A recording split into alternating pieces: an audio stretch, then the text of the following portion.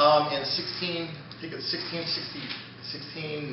excuse me, I was going to say 89, I was going to be 3 years early, there was an outbreak of people being accused in Salem, Massachusetts of witchcraft.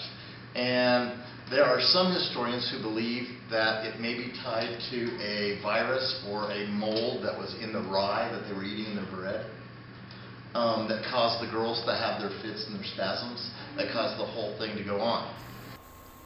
Salem, Massachusetts was a relatively new English colony. The colony was mostly Puritan believers. Puritans had a strong faith in God and feared the devil. In Salem, often when something unusual happened, it was blamed on Satan.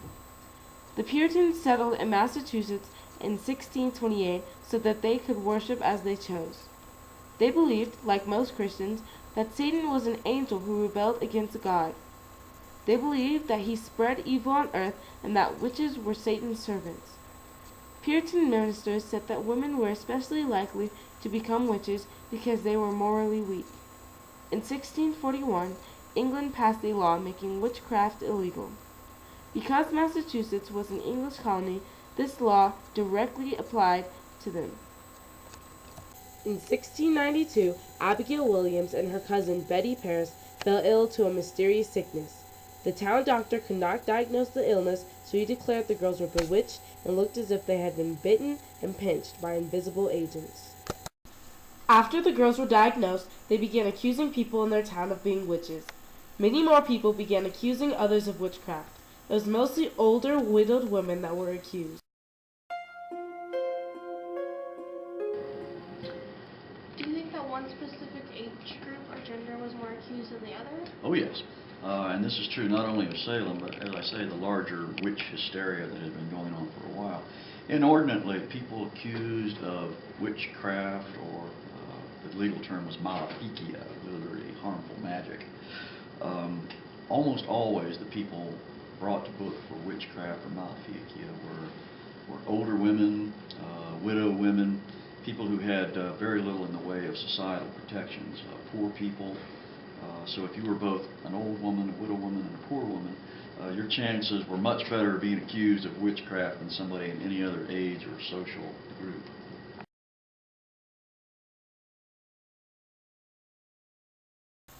Some of the people accused included Samuel Paris's slave Tituba. Tituba actually practiced some witchcraft, so she confessed right away. On February 29, 1692, Thomas Putman and several other people visited the local courthouse and formally accused Tituba, Sarah Good, and Sarah Osborne. The accused women were then questioned. Sarah Good denied being a witch and harming the girls. She did accuse Sarah Osborne of being a witch. Tituba admitted that the devil came to me and bid me to serve him. Tituba's confession led the way to town-wide hysteria. Her confession began to spread around the town of Salem, and then people began to say that they had seen Osborne's goods and Tituba's specter. More and more people were then accused. If someone was accused, they were thrown in jail. If the person did not confess to being a witch, in prison they would wait for their trials. In March of 1692, Deodat Lawson came to speak at Salem. He said that Salem was an evil, wicked town that was being punished for its wrongdoings. A few days after Lawson had spoken, Samuel Paris said that anybody could be the devil. What these two men said helped lead to even more widespread panic. In the next 3 months, more than 50 people were accused of witchcraft and thrown in jail. The first man accused during this time was John Proctor. The actual witch trials started on June 2nd, 1692. The first person to appear before the court was Bridget Bishop. She was found guilty, and a week later she was hanged.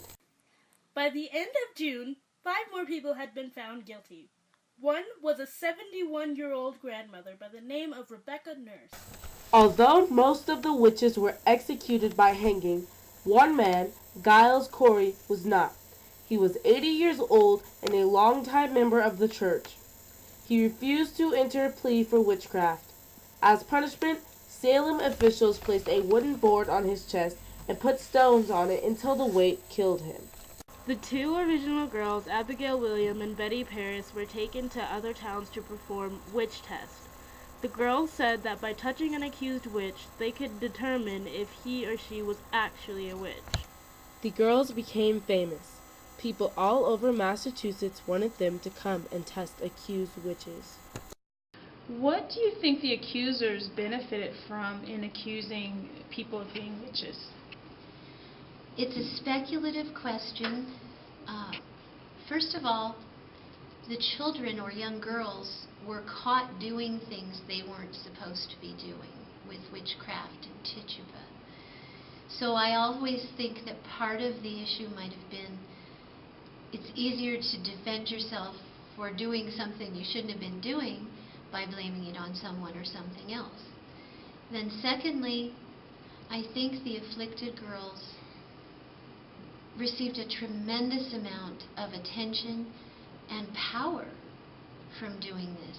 It might have even been a sort of exciting thing for them, and that it would be hard for them to do anything but escalate it. It would be hard for them to confess suddenly that they'd been making it up. After about a year, the people in Salem began to realize that so many witches probably weren't in such a small town of Massachusetts.